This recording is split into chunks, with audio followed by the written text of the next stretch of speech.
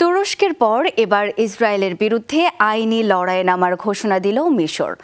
আন্তর্জাতিক বিচার আদালতে দক্ষিণ আফ্রিকার করা গণহত্যা মামলায় আনুষ্ঠানিকভাবে যুক্ত হওয়ার সিদ্ধান্ত জানিয়েছে দেশটি।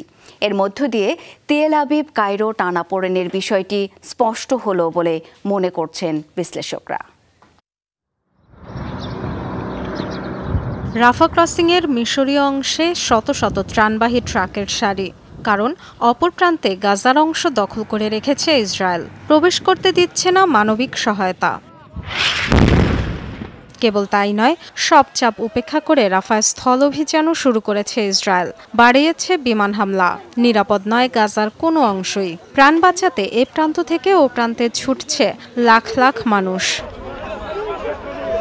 এমন পরিস্থিতিতে শরণার্থী সংকট বাড়ার শঙ্কায় আগে থেকেই 10 লাখ ফিলিস্তিনিকে আশ্রয় দেয়া মিশর বারবারই সতর্ক করলেও কান দেয়নি ইসরায়েল, বরং দফায় দফায় বাতিল করেছে কাতার ও মিশরের মধ্যস্থতায় তৈরি যুদ্ধবিরতি চুক্তি, জানিয়ে তীব্র অসন্তোষ জানিয়েছে কায়রো।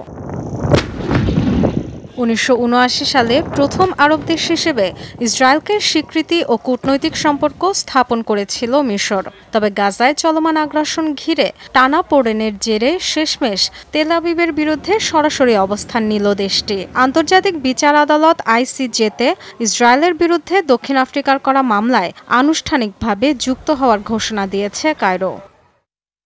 দুই দেশের সাম্প্রতিক ইতিহাসে গুরুত্বপূর্ণ একটি মুহূর্ত। গাজা ইস্যুতে মিশর এই অঞ্চলের সবচেয়ে গুরুত্বপূর্ণ মধ্যস্থতাকারী। প্রথম আরব দেশ হিসেবে তারা ইসরায়েলের সাথে সম্পর্ক তৈরি করেছিল। সে অবস্থান থেকে মিশরীয় সরকার এক পা পিছিয়ে এলো। ইসরায়েল কিন্তু মিশরের প্রতি আস্থা দেখায়নি, যুদ্ধবিরতি চুক্তিও মেনে নেয়নি। দুদেশের রাজনৈতিক সম্পর্কে কায়রোর সিদ্ধান্ত গভীর প্রভাব ফেলবে। এর আগে ইসরায়েলের বিরুদ্ধে নেয়া দক্ষিণ আফ্রিকার পদক্ষেপের সমর্থন দেয় তুরস্ক। জাতিসংঘের সর্বোচ্চ আদালতে গণহত্যার অভিযোগে করা মামলার পক্ষে অবস্থান নেয় কলম্বিয়া, লিবিয়া, নিকারাগুয়া সহ আরও কয়েকটি দেশও। Dorothy Tasrin, Jamuna news. স্বাস্থ্য এবং স্বাদের মধ্যে চমৎকার একটা ব্যালেন্স করে পীর প্রিমিয়াম আয়োডাইজড লবণ।